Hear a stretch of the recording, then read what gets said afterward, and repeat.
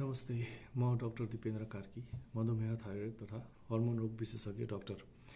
हिजो आज अब हाम्रो देशमा गर्मी बढेको छ। जताततै गर्मीले गर्दाखेरि हामीलाई डिहाइड्रेसन, पसिना धेरै आउने, डिहाइड्रेसन हुने, कमजोरी हुने समस्या भइरहेको होला र आफूलाई हाइड्रेट गर्नलाई हामीले चिसो पानी अथवा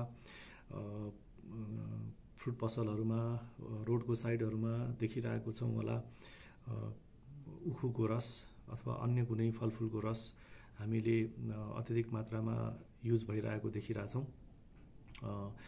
विशेष गरी मधुमेह रोगको बिरामीहरूले उखुको रस अथवा अरू फलफुलको रस खान हुन्छ कि हुँदैन, अथवा त्यसले शरीरमा कुनै राम्रो अथवा नराम्रो असर के गर्छ, त्यसबारेमा आज सानो चर्चा गर्न गइरहेको छु। यदि आफूलाई कुनै दीर्घ रोग छैन, तपाईँ स्वास्थ्य हुनुहुन्छ भने तपाईँले जुनसुकै फलफुलको रस अथवा पानी, चिसो पानी खान सक्नुहुन्छ। तर याद गर्नुपर्ने कुरा के छ भने त्यो फलफुलको रस चाहिँ हाइजेनिक हुनुपर्ने हुन्छ। झिँगा भन्केको, अलि फोहोर, हाइजेनिक नभएको ठाउँबाट यदि हामीले त्यस्तो रस खायौँ भने हामीलाई झाडा पखाला, पेटको समस्या सङ्क्रमण गर्न सक्छ होइन। त्यो कुरा चाहिँ याद गर्नु जरुरी छ।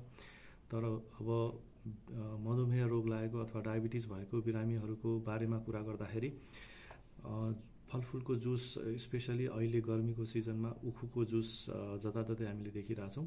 त्यो खानै नहुने चाहिँ होइन, खान मिल्छ। तर त्यो खानलाई चाहिँ हामीले तरिका मिलाएर खान सक्यौँ, जान्यौँ भने चाहिँ खान मिल्छ। तर फलफुलको रस खानुभन्दा पनि फलै हामीले खायौँ भने त्यो फलमा चाहिँ फलफुलको रसमा पाउने भिटामिन, मिनरल्सहरू पनि पाइन्छ र साथसाथै फाइबर पनि पाउँछ, जसले चाहिँ खाना पचाउनलाई मद्दत गर्छ, सुगर कन्ट्रोल अनकन्ट्रोल हुन दिनबाट रोक्नलाई मद्दत गर्छ। सुगरको बिरामीले फलफुलको जुस खायो भने के हुन्छ त? एउटा इक्जाम्पल दिन्छु। उखुको रस एक गिलास सम्भवतः 250 अथवा 200 ml जति हुन्छ र त्यो उखुको रसमा चाहिँ 200 देखि 300 क्यालोरिज इनर्जी पाइन्छ। कुनै पनि मधुमेहको रोगीले चाहिँ, पुरुषले चाहिँ 1500 देखि 1800 किलो क्यालोरिज एक दिनमा खानुपर्ने हुन्छ र महिलाहरूले चाहिँ 1200 देखि 1400 किलो क्यालोरिज एक दिनमा खानुपर्ने हुन्छ।